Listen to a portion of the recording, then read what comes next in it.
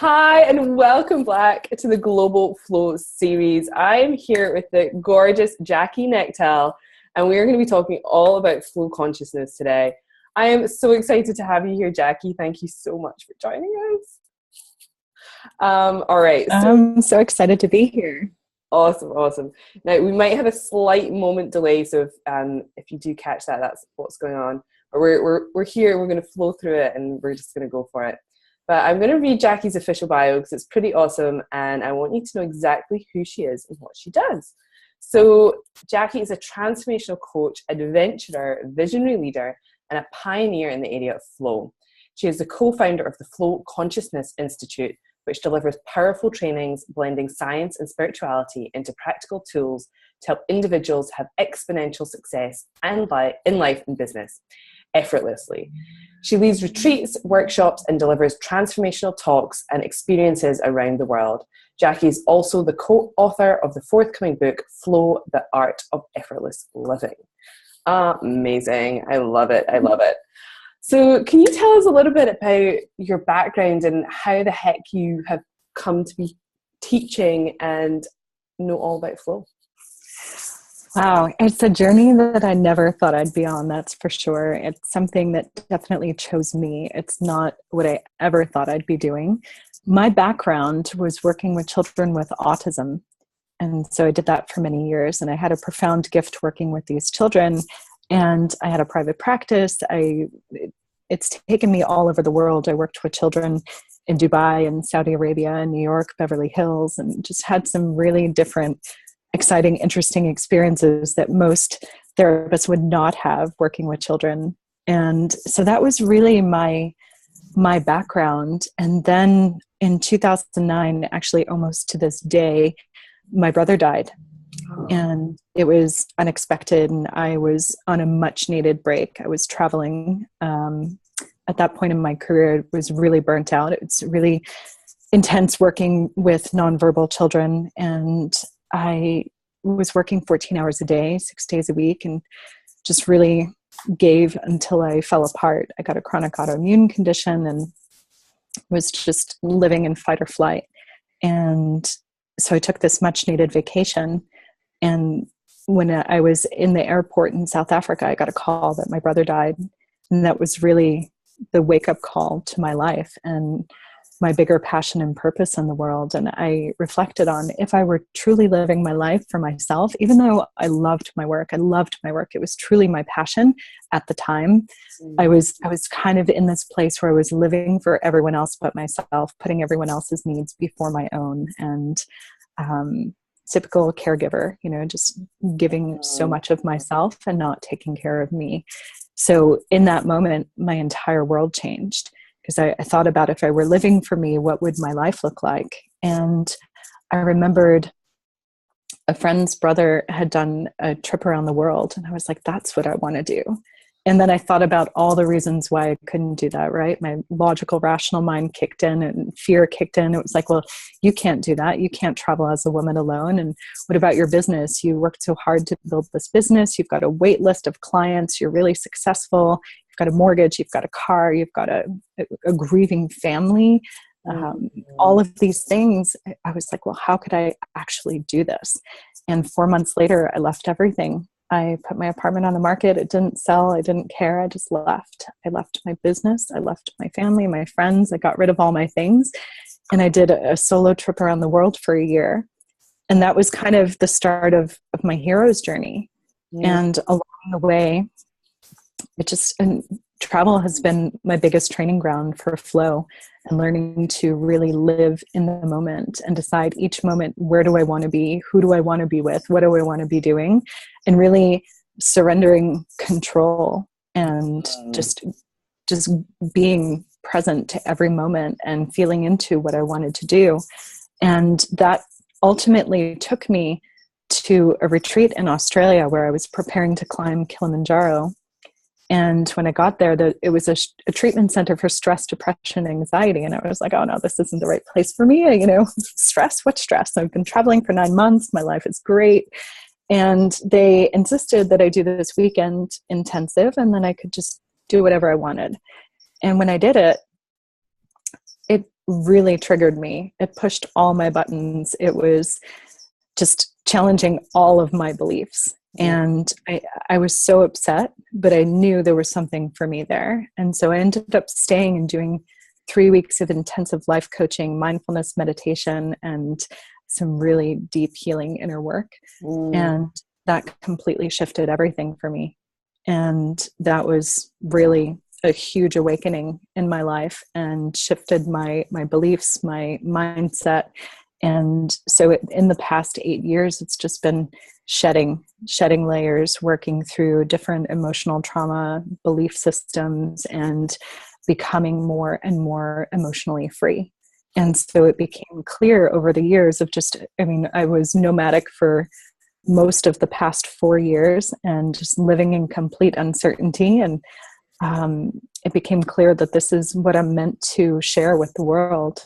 Oh my gosh, I resonate with so much of that, and that's just such a powerful story. I'm nomadic as well, so I get that. I've done a lot of travel and a lot of layers, and I love that exactly what you needed found you again. Like, yeah, every step of the way, right? It feels, and when you're living in flow, you're just supported like that, right? Yeah. You're always supported. It's so beautiful. Before we kick into more of these questions, can you tell me what flow means to you? Because everybody's been just a little bit different, but what does flow mean to you? So flow is your true nature. It's the essence of who you are beneath all of the layers of conditioning, programming, emotional trauma, different patterns. So when you work through all of the layers of conditioning and programming and your beliefs, you come to the core of who you are, the essence of who you are, which is limitless. So flow is living in a reality of infinite possibility, when everything you want and need to thrive and live in your passion and purpose comes to you effortlessly. I love it. I love how you use that word, effortlessly. And that's part of the topic of your book, right? I'm excited to hear more about that. So from this place of, you're in Australia and you've done this 3 weeks of healing, and then you go on this journey, what were some of the next amazing coincidences or like synchronicities that lined up that I love hearing the stories partly, but I'm just curious just to explain to people a little bit more about what you mean by effortlessness and the ways it all comes together. Yeah, that's a beautiful question, and interesting that you say synchronicity, because one of the hallmarks that we teach, there's 3 hallmarks of flow, and the first one is synchronicity. So the little magical moments, these meaningful coincidences, the winks and nods from the universe to kind of let you know that you're on the right track. And so we calibrate to flow. We say that you can tell how in flow you are, because flow is a spectrum. You can be 30% in flow, you could be 70% in flow, and you can kind of calibrate that by the number of synchronicities that you're experiencing. And so I kind of have them all the time, and I'm still in awe of them, no matter how often they happen. And they can be small little things, or they could be completely life-changing. So synchronicity, fortuitous events, and effortlessness are the hallmarks of flow. Yeah. So I think the most powerful example I can give to you in this moment is how I came to my business partner. And so I had been sharing about flow and living this nomadic life and coaching and working with people, for a few years and doing retreats and workshops around the world. And I met a woman who had been kind of following my journey online for a few years, and she really wanted to meet me in New York. And I wasn't sure why I said yes. I was coming back home from Bali. And I just intuitively, I said, okay, you know what? I'm going to make time to meet this woman. And we met for a coffee. She's really lovely. And she said, you know what? You really need to meet my coach, Justin Fairman. He teaches about flow the same way that you do.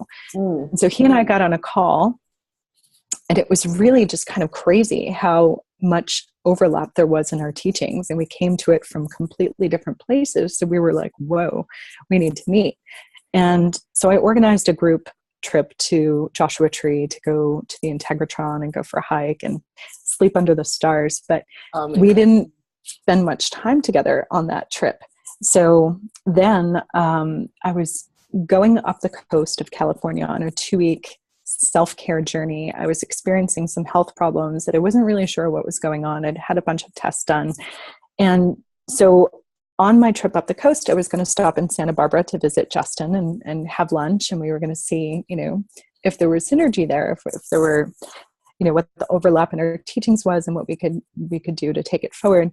And when I got to his house, I said, I think I need to go to the emergency room. Wow. And I was just doubled over in pain. And so I ended up in the emergency room. They admitted me to the hospital for 5 days. I just had some freak infection. And Justin and his girlfriend Megan came to visit me every day while I was in the hospital. And I didn't really know them. So it was amazing that they were showing up for me in that way. And because we spent that time together, I was like, you know what? We should write a book together. And, so that was a year ago. And in that year, we've created an online training program. We've been invited to speak in 8 countries. We've been leading retreats and workshops all over the world. We're writing this book. We started the Flow Consciousness Institute, and we're doing research. So everything just happened. And it had to happen in that way. It took being strapped to a hospital bed because I've been fully nomadic prior to that. Just been traveling all over the world. I literally went from one city to the next, and I probably would have just kept on going had I not been, strapped to this hospital bed. So it's funny how they like tell you what you need, right? It's like, right? Yeah. So it was just, it was pure magic, and how it all came together so perfectly. And everything that we've done in this partnership together has been so effortless. I love that. And I just think one of the key things that you said there, and it's been one of my huge learnings over the years, is when something seemingly crappy happens, right? That I'm now, instead of going to the, oh, woe is me, how terrible is this? I'm now looking for the learn. Like, I'm like, oh, okay, this is how it's supposed to be, I guess, and how do you, have you always been able to trust that? Or how have you, like, again, is that where you go to in your head? Yeah, that's a great question. And I've been thinking a lot about that, because I don't think I've always been like this. I think I've definitely had a predisposition towards being an optimist, and no matter what's happened in my life, I've always been, one to look on the bright side and kind of look for magic. But it's definitely increased over the years, and now I have this unshakable faith and trust that I'm always supported and I'm always getting the experience that I need. And one of the flow principles is practice radical acceptance and trust the wisdom of life. So I can look at these experiences, like ending up in the hospital, and each time another one happens, I can trust and surrender more. Like, okay, what's showing up for me? So recently I was hospitalized again I ended up with a hernia as a result of the surgery that I had to remove this abscess that I had.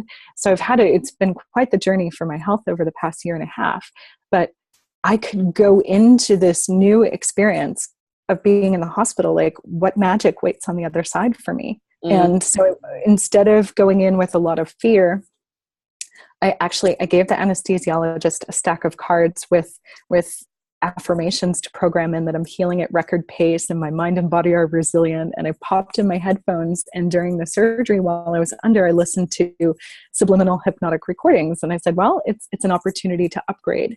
So these experiences that life has shown me, I've now cultivated this way of seeing things as everything's a gift and looking for the silver lining. So my brother's death was both the worst and best thing that ever happened to me. So now not only do I have acceptance for that experience, I have gratitude, because his death was, again, the wake-up call to my life. And I wouldn't be, I don't know that I wouldn't be, but most likely I wouldn't be doing the work that I'm doing in the world had that not happened.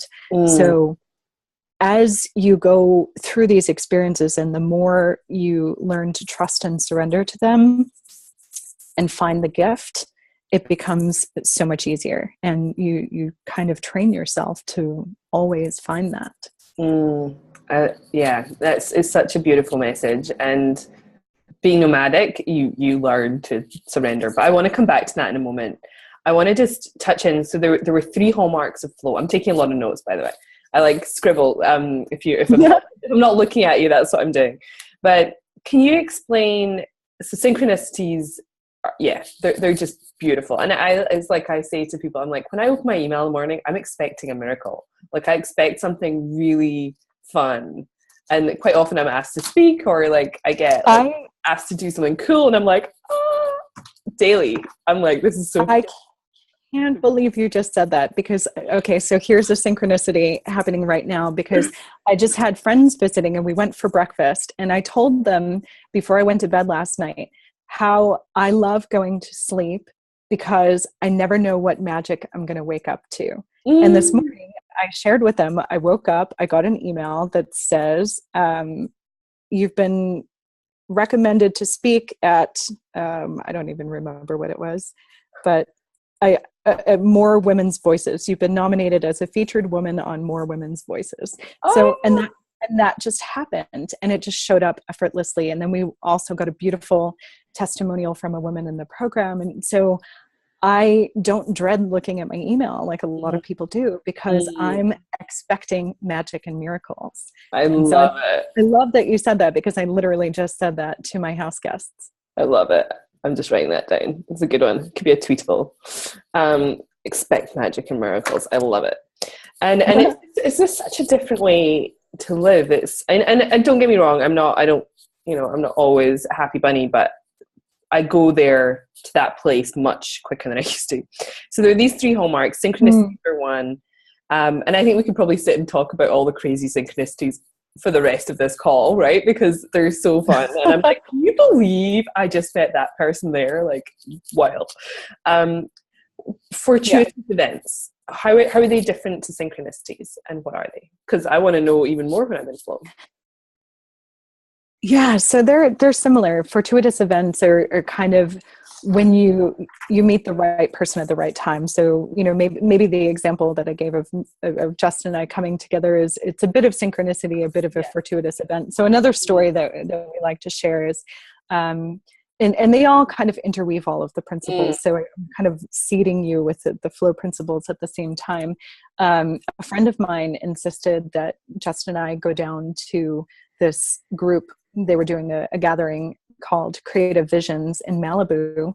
And it's a community of artists and activists, and they use filmmaking for social change and things like that. So there wasn't any real reason for us to go other than, there'd be cool people there. But so we felt into it. We're like, do we really want to drive 2 hours down from Santa Barbara? It's so beautiful here. We don't really like going to LA all that often. And so following your highest excitement and inspiration in every moment is one of the principles. And so we felt into it. We intuitively knew, okay, we trust this woman. She insisted that we go, so we're going to drive down there. And then we got there, and right away I saw 5 of my friends. So that was a synchronicity. There's all of the people that we love are there. And then we were told to just kind of meet new people. And the first woman that Justin meets is, he's just magnetically drawn to speak to this woman for some reason. And she asks what he does. And he said, well, I teach the art of living in flow. Her jaw dropped, because she's making a movie called The Flow Movie. No way. You can't make this stuff up. So she gave us her card. It says The Flow Movie. And it's based on the same Taoist principle of Wu Wei, and so it's completely in alignment. And so now we're speaking to them about collaborating. They asked us to maybe be executive producers, and maybe they'll refer people to our work after the movie, so they have somewhere to go to dive deeper into flow. But you can't make this stuff up. I mean, it was just such a fortuitous moment that just came together by following these different principles. I love it. I love it. That's incredible.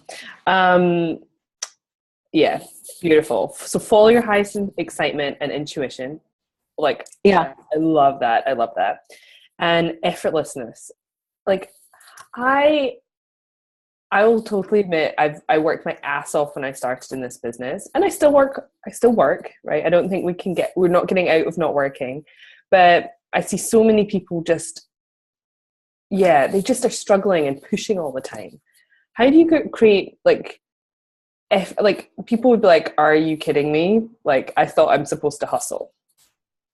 So yeah, we are creating a new paradigm, tearing down this old idea that you need to hustle and grind and struggle, because it's just not true. And there's this glorification of busy in the startup world and the entrepreneur community. And it's like, well, you're a slacker. You only work 14 hours a day, and it just doesn't have to be that way. And I've done it that way. You can have great success coming from that place of pushing against resistance but it doesn't have to be that way. And there's this kind of misconception that, being in flow, you just sit on a couch and, do whatever you want or go to the beach all day, which you can, and we do quite often. I mean, I do spend a lot of my day just hula hooping and going for walks. And of course you do. I woke up today, I went to the beach with my friends and had breakfast. And so you kind of create your reality, and you're working, but it's from this place of inspiration. So your work feels like play because it's in alignment. So you're taking inspired action rather than pushing through resistance. So the key is really working to become in alignment. So, a big part of flow is doing the deep inner work.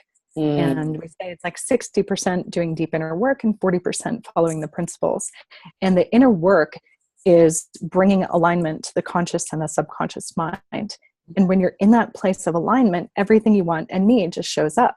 So when Justin and I got together to do this work, we started, when I was in the hospital, I said, hey, we should write this book together. And we kind of mapped out, what this was going to look like. And 8 months later, I said from that moment, 8 months later, we'll start our speaking tour. But it happened 2 months later. We started speaking in January of last year. And then, like I said, we've been invited to speak in 8 countries. We've done somewhere around 60 different talks and podcasts. And it just came together because we were in that place of alignment and living in the reality of infinite possibility. So if there's something that you want to create in your life and you say, well, I want a 6-figure business, I want a successful podcast or whatever it is. But then if there's a deeper conflicting belief in the subconscious that says, well, I'm not worthy of success, or I'm not deserving of money, or rich people are greedy, or whatever the belief is conflicting, it's like a tug of war, and it creates this internal conflict. And so it's going to be a lot harder to create what you want. So when you're in that place of alignment, the things that you're visioning tend to just show up. It sounds too good to be true, but we have so much evidence to back it up. I love this. Like we talk the same language. And I think so many people as well, and I don't want to accuse anybody of anything, but they try and avoid this deep inner work bit. And they try and just go to yoga and meditate their way out of it or whatever. And that's fine. And whatever works for everybody. And we're all on different timelines. And it's for some people in this lifetime and it's not for others. And I'm very aware of all that. But how, the deep inner work stuff isn't necessarily fun. How do you continually go there? Because I'm a big fan of it. I'm doing something just about daily, but how do you bring that into your work, and what's been the most effective way for you or method? Yeah, and it's true. The deep inner work, I think people have more of a fear of it that creates the resistance to it. So it makes it seem more scary, or they're afraid of what's actually going to show up. And then kind of when you get into it, it's often not as as heavy as you think it's going to be. Mm. So, but yeah, people do resist doing the inner work. And like you said, they'll do affirmations or something. Yeah. Because, you know, writing, I love myself on the mirror is going to shift things, but it's really the willingness to go there. And I think once people start to see the shift in their life, and once they realize that their beliefs are creating their reality, and they start to see, as they shift those beliefs, their external reality, it starts to immediately reflect that. So when they feel that empowerment from that, then that gives them reason to want to continue and to dive deeper and work through beliefs at the mental level, the emotional, energetic, physical levels, really work through all of it, because they start to see the immediate shifts in their lives, because your beliefs are creating the what's possible for you. And so there's a glass ceiling on what's possible based on your belief structures. So the boundaries of your comfort zone are defined by your belief structures. So as you can start to work through clearing out those limiting and distorted self-defeating beliefs, what's possible expands, right? So if you shatter that glass ceiling, suddenly everything's available to you. There's infinite possibility literally in every moment. But what is possible to you depends on, you know, the beliefs that you hold. So helping people to work through them, and as they start to see their reality reflect back the new empowered, limitless belief structures, then they get excited. You know, people are really excited to go there because it's changing their lives. I love that. I love that. I feel like every time I go to another, I'm like, I can see a bigger vision, and I can see, like, when your mind just like what I thought was possible when I started my business, I like laugh at myself. Like I could just laugh at how ridiculously small the plan was. Right? It just was hilarious. But you don't know what's possible. And then when you get into this world, you're like, oh my God, maybe I could do that too. And it just like, I love it. What, I'm just partly because I'm curious, but what have been some of the best methods or the things you've seen work best for people to do that inner work? Like, what have you done? Have you tried everything? I pretty much have tried everything. I've done, you know, myself. I've worked with social workers and psychiatrists and psychotherapists and coaches and healers and shaman and pretty much everything. So, I think, you know, there's lots of different effective practices, but I think the main thing is making sure to work at all levels, because trauma and beliefs and these energetic patterns can be stored at multiple levels. So a lot of coaches and therapists will work at the level of the mind, which is great. But, you know, there's things that are stored in the energetic body. There's traumas that are stored in the physical body. So it's really being thorough and working through things at all of these different levels, and really being super thorough in clearing out all of these different patterns. And so we teach that you're creating reality in two ways. So there's active reality creation and passive reality creation. People think, you know, manifesting, it's like, oh, what do I want to manifest? I want to manifest a new Tesla. I want to manifest, you know, my ideal partner, whatever it is. You don't realize that you're manifesting everything in your life. So manifesting is not just for the good things. You're manifesting everything in your reality based on your belief structures. So that's passive reality creation. You're creating all of it based on your beliefs.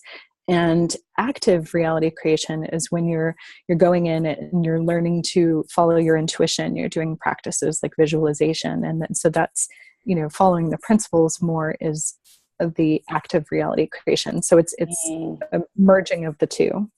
Oh, I love all that. And I think I've tried just about everything as well. I called myself, one of my emails this week, I called myself a crash test dummy, because I feel like I want to go out and experience all this so as I can talk about it from a place of, you know, knowing and experience. And then it's much easier to recommend it if you've tried everything.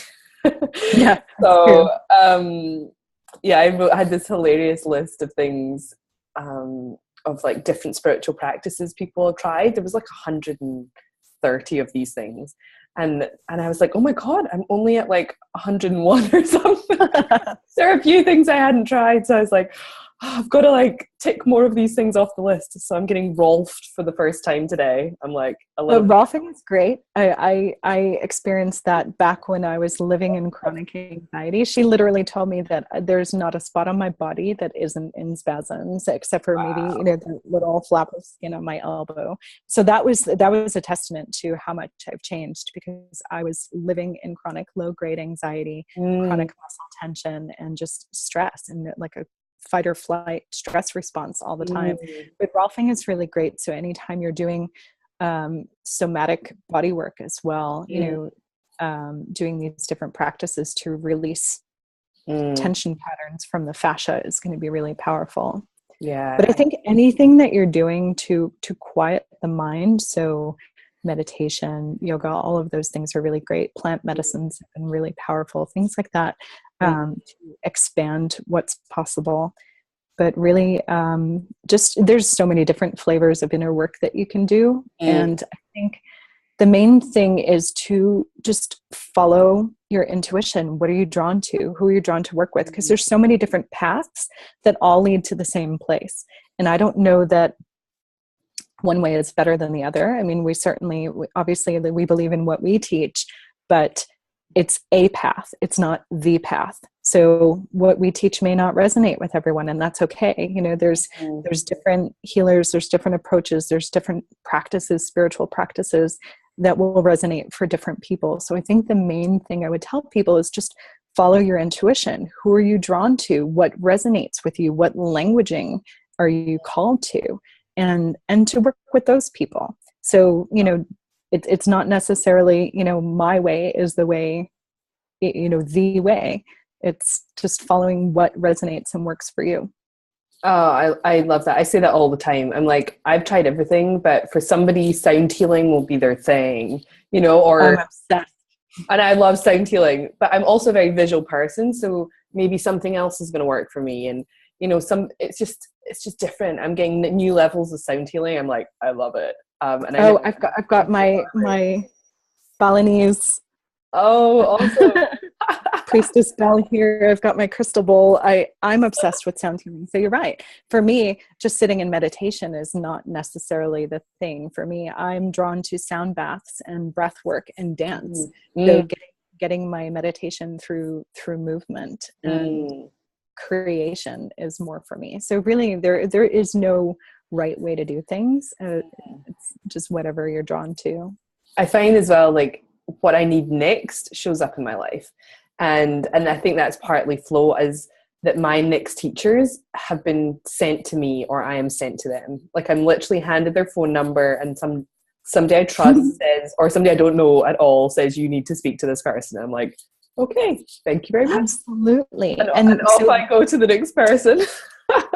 And there's a trust in that too, and just an awareness, because most people are not paying attention. We're getting signs all the time. And so, for example, I was teaching a workshop last week in LA, and one of the women that was leading it, she kept talking about Nam, and this is the spiritual yoga practice that she does. And I was like, oh, that's new. I've never really heard of that. And then she told me the name of her teacher. And while we were speaking, after I left her, I checked my email. I got an email from Nam Yoga New York, and apparently I'd been there before and I just forgot. And someone else posted about it today. So it was like the third time in a few days that this Nam practice has shown up. So that's enough. That's enough for me to stop and say, hey, maybe that's for me. Maybe I should look into that. If someone starts talking about a book, I often just go and buy the book, and I don't know why, because I trust that there's something in it for me. There's a reason that I heard that. Or here's a crazy thing. I was on the subway in New York once, and this guy in a kilt, he was singing something, and I was just so a kilt, right? I love a man in a kilt. If he has good knees, I like a man in a kilt. I don't remember what his knees were like, but I remember being fascinated and super curious about this man for some reason. And he was kind of singing something under his breath. So I found myself really paying attention to what this man was singing and saying. So much so that I felt a little creepy. And then these girls were kind of making fun of him because he was the weird guy singing on the train. And so mentally, I decided I was going to follow him. If he got off the subway before me, I was going to get off where he did and just kind of ask him what he was singing. But I didn't have to, because in that moment, he looked at the girls that were laughing at him and said, "Google the hidden words." And I was like, whoa. Man literally just told me what to do. And so I don't know if you picked up on it telepathically or what, but I was like, wow. So I got off the train and I Googled the hidden words, and it's something from the Baha'i faith. I don't know if I'm pronouncing that correctly, but some Persian or Arabic influenced faith. And so I ended up looking it up and reading about it. And I was like, maybe there's a message in it for me. So a lot of it is just being curious and seeing what shows up in your life. You're right, because you will be led to your teacher or the next book that's going to resonate with you and change your life. And because I don't believe that it's always a coach or a healer, that so much of it comes from within you. And so you'll be led to different people, different books, different classes, different things that will lead to your next evolution. Yeah, yes, all of that. And my Audible account, I listen to my books like all the time. I have physical ones, and because I can't get through them fast enough, I listen to them. So my Audible account is like off the charts. I probably have 100 books in there that I don't know when I'm going to get to them, but it'll be the perfect time. And I love that. Somebody once, I heard something recently, probably in an audiobook that I can't remember, and they said, as soon as you decide to do the thing you fear, you often don't have to do it. So as soon as you're like, okay, I'm going to have that conversation, or I'm going to do that thing, sometimes things happen and you actually don't end up having to do it. But just the fact that you decided that you were available for it, it was enough. And so I feel like you almost like decided you were available to stalk the guy in the kilt, and then you didn't have to. I didn't have to. Right? Yeah. I love it. You're like, I'm crazy enough to go stalk the guy in the kilt, which I love. Yeah. And that's the thing, the way your intuition operates, it doesn't logically make sense. And so being able to trust that and follow it. And, you're absolutely right with what you just said. And I think, another key teaching that we have is the thing that's going to catapult you most into flow is the thing that excites you the most, but equally scares the shit out of you. So those are the things that you need to really pay attention to. Yeah, right. I want to talk to you about this. I talk a lot about this as well, right? And there's that flow, because like, do you agree with the whole, you have to be just outside your comfort zone, like to be in that sort of flow state, or are you a big fan of like just smashing it and pushing it completely? I think it's a spectrum. There's degrees. And so if you just push your edges a little bit, yeah, you're going to shift into more flow. But the more you push them, obviously, the more you expand your comfort zone and shatter those glass ceilings, the more is available to you. But I think, it's not an all or nothing thing. You don't have to say, well, I'm going to be 100% going for it, smashing through everything, and because that can be really unrealistic and unattainable to people. So then they think, oh, well, I'm not going to do anything. So I think anytime you're pushing your boundaries and your edges in the favor of growth, you're going to shift into more flow. So there's something in that the thing that excites and scares you, because a lot of the stuff I've done in my business has been both of those things. I'm like, I'm terrified, but I'm doing it anyway. I'm terrified, but I'm doing it anyway. Like even getting on video for the first time, I was a mess. Like I agree. I cried on stage the first time I did it, and now I'm like, actually I still probably cry most of the time because I'm so like, oh my god, I can't believe I'm here. But it's but I knew I had to do it for some reason, even though I was terrified of doing it. So how do you, some people are like, so I think fear gets in the way a lot of everyone's dreams, right? But then there's this resistance. How do you discern between it being a sign from the universe to not do something, resistance, and like fear kind of coming into play? And is it just trusting your intuition, or how can you discern between what's really going on? Like, you're procrastinating, but it's like, am I scared, in resistance, or is it a sign that I shouldn't do it? Does that make sense? It's total sense. It's a fantastic question, and it's not an easy one to answer. And I'm with you. I have done everything in my business has been things that are outside of my comfort zone, things that scare me. I am more behind the scenes person. So for me to even be sitting here on video with you is, now it's getting more comfortable, but in the beginning, absolutely outside of my comfort zone. To be filming a video course, to be speaking on stages, all of this is not something that I felt comfortable with. But at the same time, it was exciting to me. So again, if that's it, that's the sweet spot. That's where you should really play, because that's going to accelerate your life into the most flow. And it's really hard to trust your intuition if you have a lot of emotional trauma, or, just a lot of emotions and anxiety and things, because that's going to cloud your judgment, your intuition. So it's hard to navigate and say, well, is this resistance? Is this fear? Or is this my intuition? So again, that's why the inner work is a really big part of it. Learning to navigate, clear out those emotional patterns, and getting to the state of equanimity and balance and centeredness, so that you're really just clearly connected to your intuition. So it's a felt sense.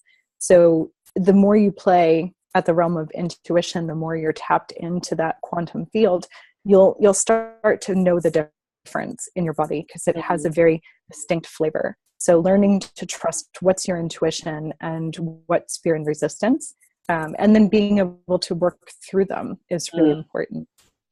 Absolutely. And it's funny, like,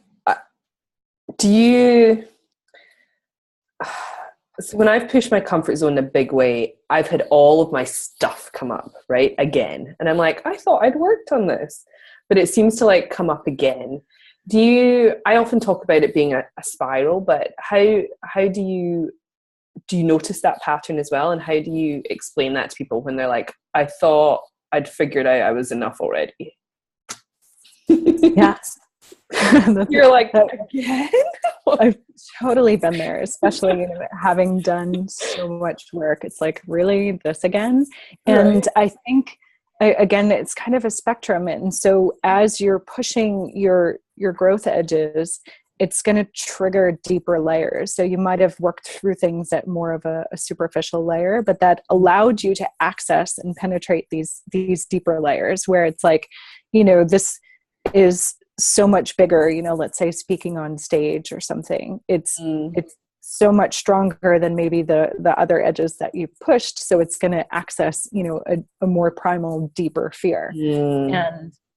And again, when people are only addressing things at the level of the mind and working through beliefs and emotions and trauma at that level, and not addressing it at other levels, there can still be this residue that's getting triggered and kicked up by this new stimulus. I love the way you put that. And I just, as an example, I had a client quite recently, and we were doing some like timeline work with her, and she was like, oh, it's my mother stuff, but I dealt with this on a course, I'm complete with that.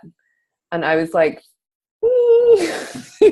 right, I'm like, but it's come up again for to deal with this situation, so maybe we have to look at that again. So I don't, and I've seen it happen with clients. They're like, oh, I should be done with this, and it's like, yeah, I feel like you just, I don't know if it ever ends. Do you feel like it does? I feel like maybe it does, but the percentage of people that it does, it is so small. So I don't personally know anyone who is completely free and clear of having stuff to work through. And so I mentioned that my brother died, and a couple of days ago was the 8th anniversary of his passing. And although I have deep gratitude now and acceptance for this, I was able to access a deeper layer recently. I worked with, because of the hernia surgery that I was having, I went to see a healer, and she's really super powerful, and was able to connect to my brother in ways that that I've never been able to before. And I had a dream about him for the first time in 8 years. And it helped me access a deeper layer of guilt around not being able to save him that I hadn't been able to access and penetrate before. So it's like, yes, I've gone there. Yes, I've done healing around that, but that cleared the space for me to work through something deeper that I didn't know was there, because we all have these blind spots. And sometimes it takes, doing other work to move things out of the way to access that, or it'll take some other bigger stimulus. Like for me, it was having this other surgery that led me to work with this healer that allowed me to notice a new pattern that had been playing out in my life, and to be able to work through that deeper layer of guilt that maybe I didn't have the capacity to handle before. But now I've grown and evolved so much that I am ready for it. And so I think that the universe gives us only what we can handle. It's not going to give you too much that you can't deal with it. So, maybe earlier, 4 years ago or 8 years ago, I wouldn't have been able to work with this to the depth of this emotion. But now, because I've cleared the path, I was able to move through it really fluidly. So I think the tendency to get frustrated, I think, is there for a lot of people. But now I kind of get excited when I get triggered. And I know that sounds crazy, but I know, I'm with you. I'm like, wow, I'm getting triggered again, because it doesn't happen all that frequently. But when it does, I know that means I'm able to work through and heal a deeper layer. So I'm like, oh, great, let's go explore that. So for me, it's like looking for gold. It's a treasure hunt. And so if you can have that perspective every time you get triggered by something as an opportunity, something's rising to the surface to be healed, it's so much easier to work through things. I love that. I had something come up even this week, and I was like, oh, guess there's another, and then I saw somebody I was like, oh, another layer. I love it. Oh my gosh, this is just so amazing. I have one last question, if it's okay. Sure. Just very aware of the time, but so if somebody is listening to this and they're like, oh my God, there is so much, it's just been amazing. What is maybe one principle that the people listening to this can implement today to start seeing shifts in their life? I mean, they've picked up a few little hints, but what's one thing they could do? That's a great question. So I've already talked about following your highest excitement and inspiration every moment. So if you do that, that'll radically shift things, really just operating from that place of what brings you joy and fulfillment. But I'm not going to stop there. That was one little one. And then, we talked a little bit about intuition. That's another one. Practicing radical acceptance and trusting the wisdom of life. That's another. But I think one of my favorite principles is flow principle number 5, which is showing up from a place of service, but also practicing receiving. So it's this cycle of energy, giving and taking are one energy, and everything in nature is in these cycles. So the waxing and waning of the moon, the ebb and flow of the tides, night and day, everything has this duality to it. So I think people are either really good at giving or really good at receiving, and they struggle with one or the other. But I think if I had to recommend one practice to implement, it would be this one. So really showing up in this place of service, everyone you meet, kind of asking them, how can I support you? What is there anything that you need? And just showing up from this place of whatever you want more of in your life, giving it freely. So if you want more love, give love. Don't, withhold it because you're afraid the other person is not going to accept you, or they may reject you, or whatever it is that you want more of. If it's money, if it's knowledge, if it's attention, whatever it is, you give it freely. So that practice, but then really being open to receiving, knowing that you're worthy of receiving and accepting people's support and compliments, and really just making that a practice as well. I think that it's a really simple thing to do. And when you show up from that place, I mean, I'm a super connector. So my gift is really finding people the exact resource or person that they need to transform their life. And that's fun for me. So for me, just always asking what is it that you need? And because I come from that place, I might not get anything back. It's important not to be looking to get something back from the person that you're giving to. So you're just giving with no expectation of getting anything in return. It always comes back in ways that you couldn't imagine. So maybe from a different source, but it really just, it always comes back in magical ways. Yes. I mean, I love all that. I love it. I love it. We could have a whole interview just on receiving, I think. It's been one of the lessons and journeys of my life. I was definitely here, take more of me, and to have it, bring it back has been a huge lesson, but a great one that I'm willing to have and happy to practice. I had the same lesson as a, recovering people pleaser, over giver. Yeah. It's absolutely the lesson in receiving and surrendering has been huge. I love it. Oh my gosh. I could feel like I could talk to you all day. Like, I'm just like, yes, I'm just nodding going, yes, all of this. I love it. But just before we go, I want to, where can people find you? Where do you hang out most online? Oh, online. Or offline too. I'm coming over to California. I want to catch up and have lunch. Yeah, definitely. So right now I'm in Santa Barbara. We have a lot of travel plans coming up all over the world, doing different retreats and events. Online, you can find us at flowconsciousnessinstitute.com. Cool. And we have a program called Flow Mastery, and that's flow-mastery.com. Yeah, I'll check it out. Cool. All right. Wonderful. I love it. So guys, head on over there, check her out, follow her. We'll have all of your like social media and handles and all that good stuff. Yeah, most of them are just my name, if you can spell it. I know, I did check. It was Jackie Knechtel. Yes. I've written down Knechtel.